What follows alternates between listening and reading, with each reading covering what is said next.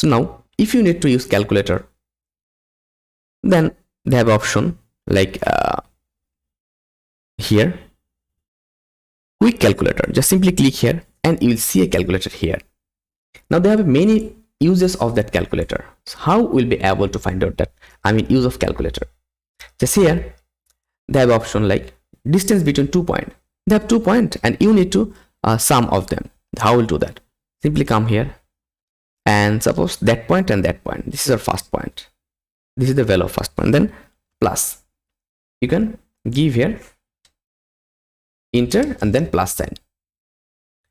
Again, you can go for next value. Sorry. Here. Then you can click here for plus. And again, you can go for next value like 10 or something. Then if you click, it will give you the next values. So in this way, you are able to find out any work or anything from here.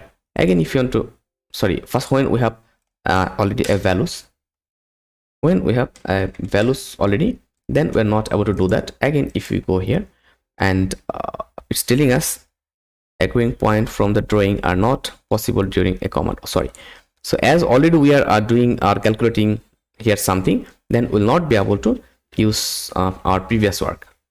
Okay, now when you escape for your command and if you just go for here, now you'll be able to find out distance.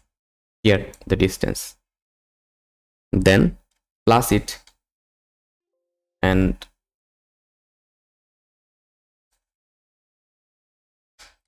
okay, so this is the way to calculate, or this is the way to use our calculator. Simply you can use our calculator, and this is for scientific uses. For scientific uses also you can use that. This is for conversation uses. For conversation uses you can use that. So it's done. So this is the basic uses of your calculator.